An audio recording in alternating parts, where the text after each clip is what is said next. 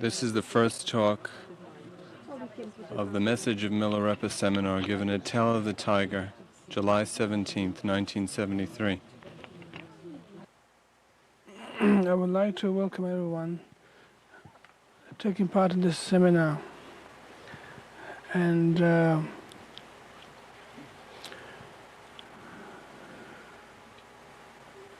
we are trying to understand or study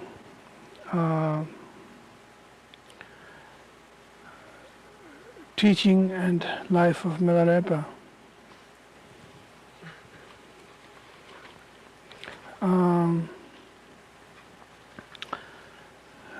It seemed to be quite a big undertaking, since we have a very limited time. We could spend longer time on such a subject that we could get into closer. Can you hear me at the back? Not much. Not quite. You heard it.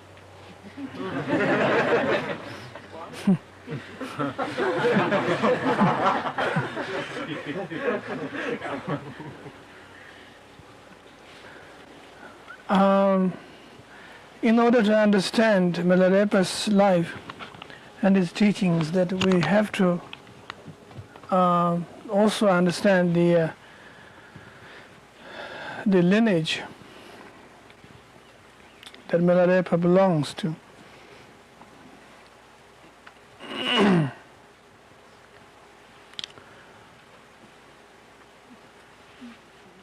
We could look back and try to find out the origins of the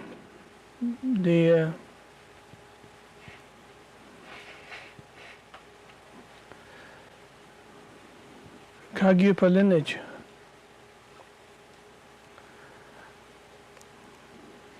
And its application and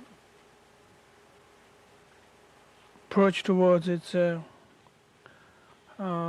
goal, so to speak. The generally Choghyam tradition is referred to as the tradition which belongs to the devotional tradition.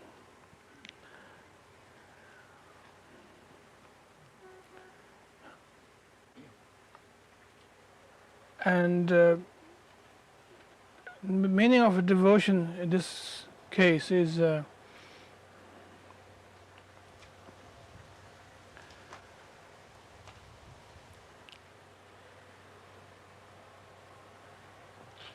to develop basic understanding to nature of ego.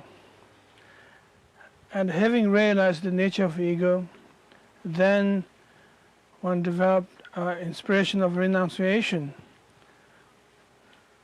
And renunciation is inspiration of renunciation is based on how previous teachers, how previous masters in your lineage have handled their ego and how they renounced.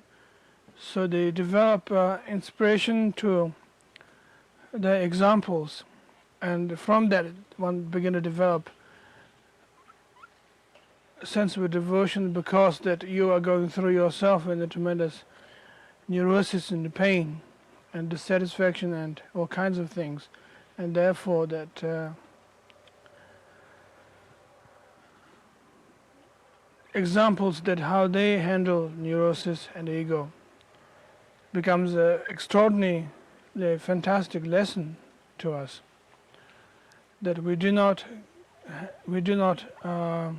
throw away our neurosis. We do not dwell on that, but we try to work with it. And neurosis, in this case, synonym to pain.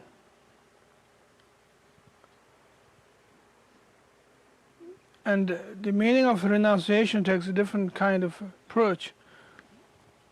Going back to the lineage of Milarepa, a study of Naropa's life, that Naropa was a great Indian scholar, who comprehend the Hinayana and the Mahayana teachings of Buddhism, and he became expert at it, and he taught other people on the theme, but at the same time that he found something not quite complete, not quite full, and he was looking for furthering his experience, furthering his understanding. And because of that he searched for such great masters.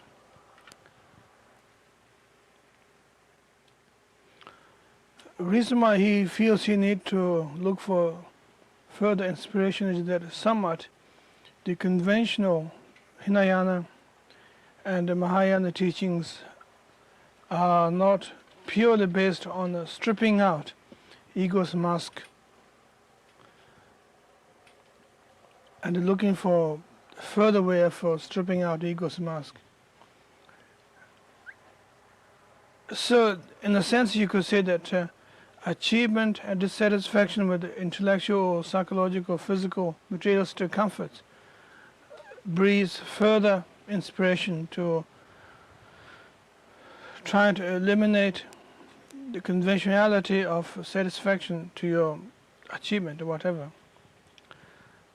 So the whole basic point here is that based on the devotion, faith, but faith and devotion not with the blind faith or blind devotion, complete devotion, 100% devotion. That ego cannot take part in it.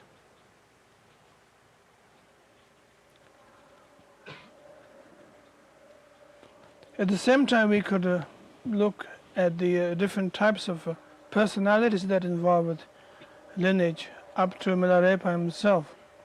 Has something to do with that Milarepa's heritage. That we have Telopa, who was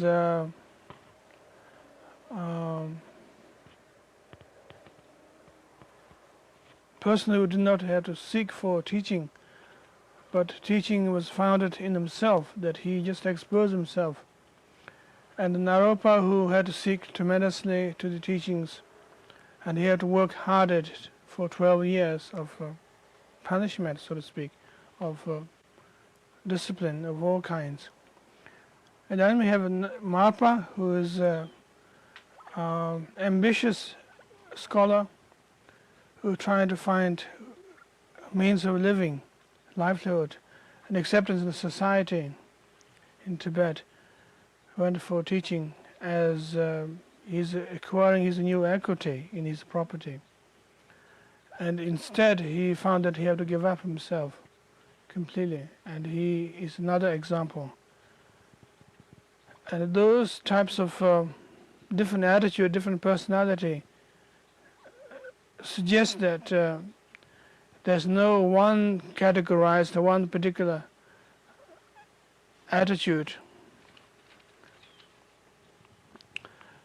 which requires that a person to come to the path, but different personalities could get into the teaching. So in other words, this lineage of Kagyupa teaching is not purely based on franchising your trip into a certain particular style and safety, security and patterns of all kinds of success, but very individualistic, very much so, more than any of the other traditions that might have developed. So Kagyupa tradition is not largely based on purely concentrating on the tantric discipline alone, but it is also based on developing basic understanding in the Buddhism in general, in which the question is trying to find pain in life, and they're trying to find ambition in life, and they're also trying to find the subtleties of life. Those are the three examples of Triyana. Trying to find the pain in life is the renunciation of Hinayana, and they're trying to find the ambition in life, trying to get higher goals, Bodhisattva's ambition, and the subtleties being a tantric discovery of a mystical experience. And so the Kagyu tradition are embodiment of all those three types of approaches.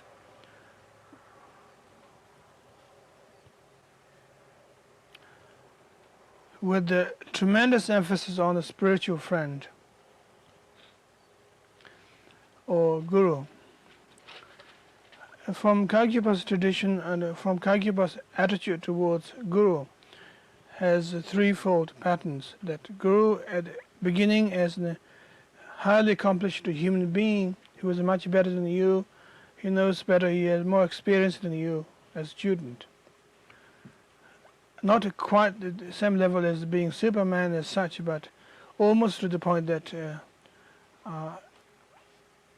higher goal achieved. So therefore, this guru is a higher person than us, who are trying to groping through the path and just about to find something, but haven't quite achieved. So as a kind of Superman, but not quite in the same way as the power-hungry person, but somewhat Hinayana's approach towards guru is someone who knows and wise and who has all the answers that we don't, and could save us from going through unnecessary problems, troubles, or looking somewhere else, but this person has the answer. And the Mahayana's approach towards guru as a spiritual friend who is has a direct link, direct communication with you, as a friend, but at the same time very heavy-handed friend who minds your business and who deals with your problems, not for you, but on behalf of you, from your point of view, so that your irritation could bounce back on the mirror, could reflect back on you, rather than as someone who gives you sedatives to cure your problems on the spot. And from the Vajrayana's point of view, this spiritual friend transforms into a warrior, a master warrior who teaches the students, has become apprentice warriors. That the goal of achieving a warriorhood is not based on how many enemies you have or how many problems you have to tackle alone, but live in the attitude of warriorness. That constant bravery, constant openness, that you have to deal with situations. In other words, that you have to see the whole involvement in life clearly, thoroughly, absolutely. And that's the attitude of warrior. So the Kagyupa tradition has those three principles embodied in the one practice. That the general trusting attitude from Hinayanist, and the friendliness of the Mahayanist, and related to the warrior quality of the Vajrayana brings together. And all the attitude of Guru from the Kagyupa's point of view is based on that. So therefore we could say that the Kagyupa path is highly involved with the communication with the Guru. And without Guru, that there's no spiritual gift, spiritual learning process. And it is due to Guru that we have such opportunity in such situations. And if we are unaware of our pain and confusion, the Guru is responsible to ignite pain and confusion. And if we don't have enough confidence in ourselves, Guru is the best friend who could also manufacture, so to speak, in the positive sense, to us. And if we lost our faith in the subtleties of our experience, that Guru is also a vanguard to present you with the subtleties of life, in tantric point of view. So before we get into Milarepa's life, that's as introductory thing, that devotion plays an extremely important part in Milarepa's life and the rest of the Kagyu lineage. And the threefold attitude of Hinayana, Mahayana, and Vajrayana's approach with devotion becomes important. And that's seems to be the starting point we should understand.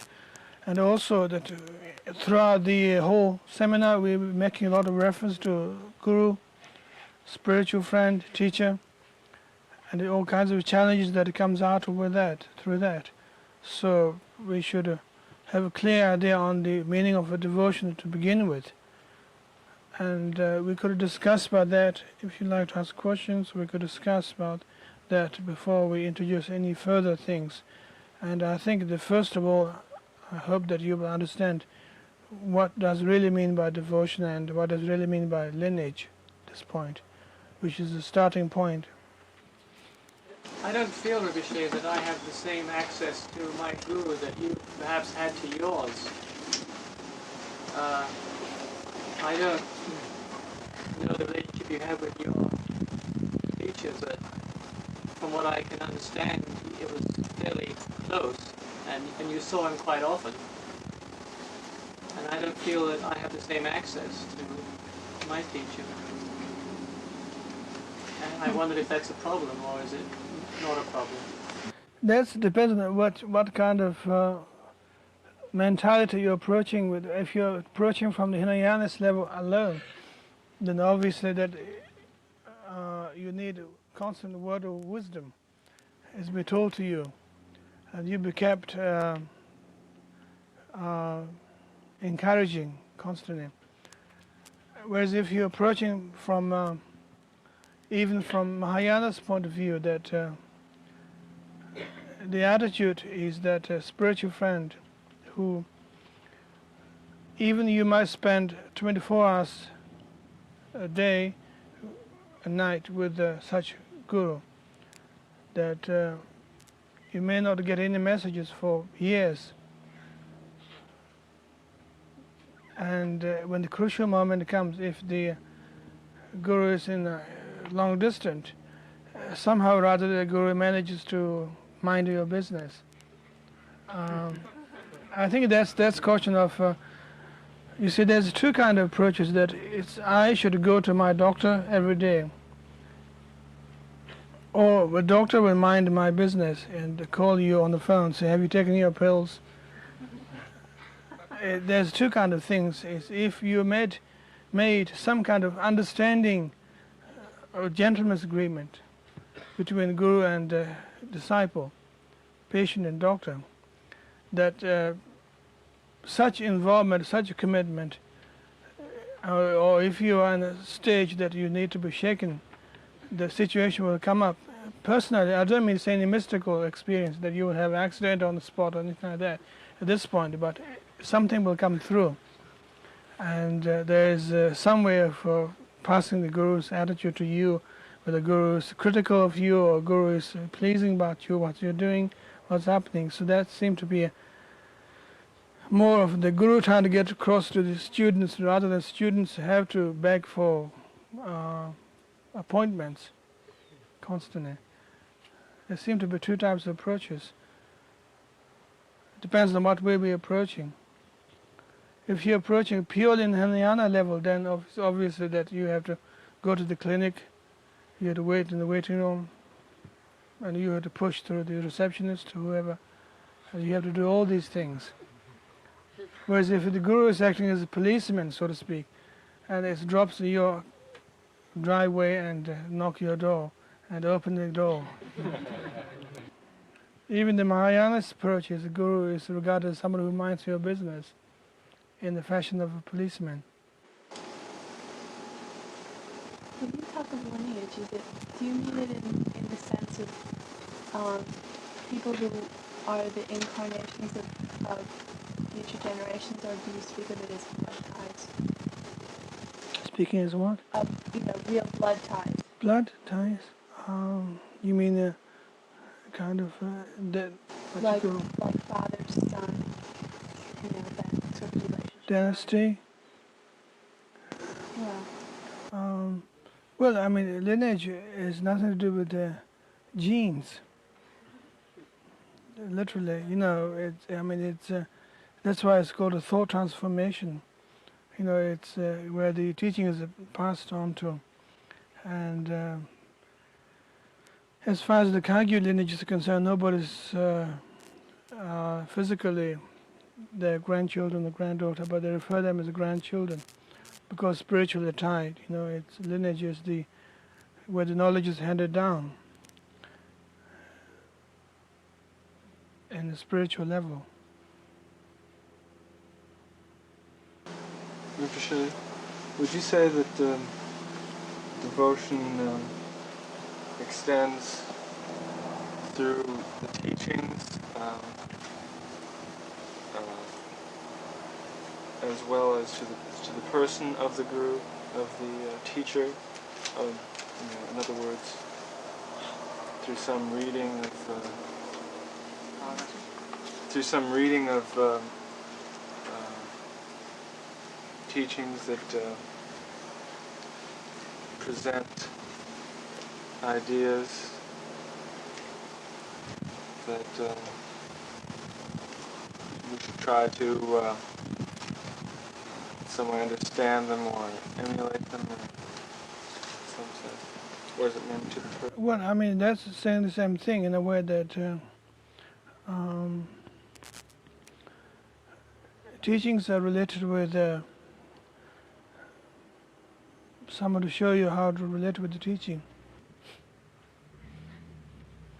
It's the books and the knowledges that written down could be regarded as like tools, implements, that you need the personal experience of people who use that tool already and how to handle it. And otherwise, quite possible that you might cut your thumb by using chainsaw without someone who already used, and maybe they've cut their thumbs already and had the experience of how to handle it. So that's why it needs personal relationships. But then you can use the tools. Therefore, the importance of someone who is on the lineage is absolutely necessary.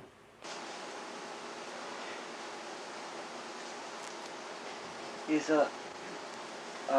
a lineage, if the lineage, the quality of a lineage, or I don't mean quality in terms of goodness or badness, but I mean characteristics of a lineage, doesn't depend on like the character of the people who make it up. There's a lot of different a lot of people can be part of a lineage. What is this thing that distinguishes one lineage from another? The kind of devotion? Also kind of style that tend to develop by a certain tradition. I mean, we could simply quite say that the effectiveness of the certain particular lineage is we could simplify by saying that the degree of crazy wisdom, and much more crazier is much closer to the effectiveness of its teaching. And the more you're away from it, the more you are more careful about even crazy wisdom, then you might have a lineage of very cowardice people, but they are not really close to the energy dynamo. And people tend to develop certain style of I mean, by no means, Telopa was not just an ordinary person, and Naropa wasn't an ordinary person, Mapra wasn't, and so for the Mиларепы wasn't. They're all somewhat eccentric people.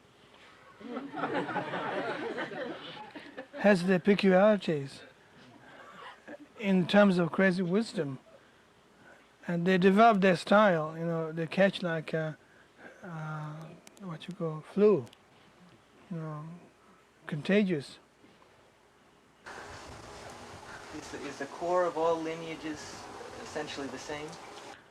The core, well, they have to start from somewhere, and obviously they start as being a human being, as a confused person, if you think about that. Or the other core is enlightenment, which is also same to be saying the same thing. It's North Pole and South Pole makes the whole world. What do you mean by crazy wisdom? Can somebody explain about crazy wisdom?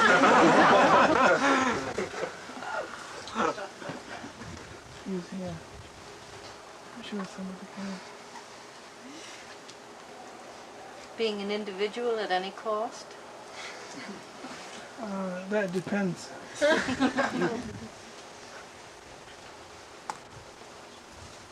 Jeremy, what's crazy wisdom? about doing the impossible dance of renouncing yourself and making friends with yourself at the same moment? That's very subjective. That could be true, but you are not dancing for anybody. You are not dancing for anybody, you are just dancing. You don't care who's watching or who's dancing. That's why it's crazy. Well, not in the conventional sense of pure carefree.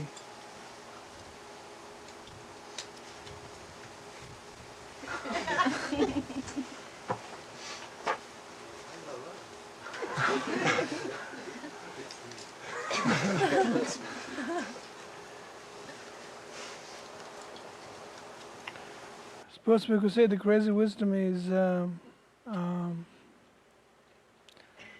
that certain kind of penetrating intelligence which knows no limit, and also is extraordinarily open and warm, at the same time extraordinarily cruel and unkind. In other words, you could say the crazy wisdom has no allegiance with the ego at all, none whatsoever, even the conventional spiritual sense, that it's straightforward. Wisdom which knows no limitation. Everything's done very honest and very direct and thorough, and even the deceptions of being a subject to crazy wisdom is be destroyed.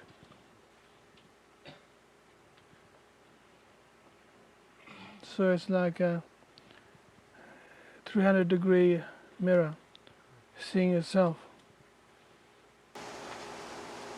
What happened to the lineage after Milarepu's time? I mean, did it continue all the way to modern times?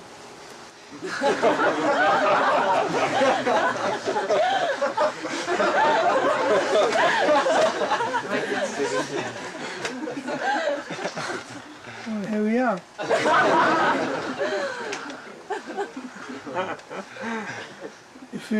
If we call ourselves the modern times.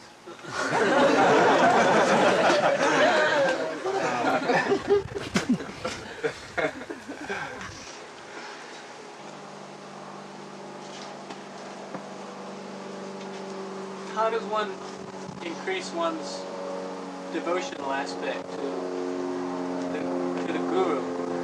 Is this something that happens spontaneously, or are there some practices that we can do to increase this feeling? I think all kinds of ways. It's the sometimes you could start with the resentment that somebody is minding your business. And sometimes intense love, that the only friend you can talk to, and sometimes it's very boring, nothing happens, that your expectation becomes too much, it needs entertainment. It's not so much that you should develop your devotion to your guru, but it takes all kinds of shapes. Devotion usually means that somebody who you can devote your emotions and depend on it, and equally you get your feedbacks. It's quite different from your devotion to parents or lovers, the expected lovers, you expect that the lovers will give some fulfillment, what you expected. But the devotion in this case is love and hate and resentment, and complete openness, and all kinds of shapes. And the question is, if you're related with yourself, that much devotion comes much closer to the teaching.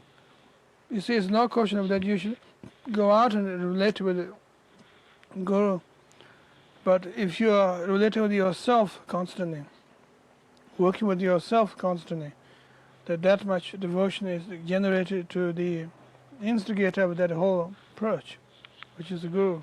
Could you say something about Talopa and the direction of his devotion? he didn't have a personal guru. He did have a personal. He has 3 or 4 masters, and also his understanding of the Dharmakaya principle, which is called 5th master. And the Telopa's approach was that that he did not have drive to approach any spiritual experiences, but he found himself in it, and he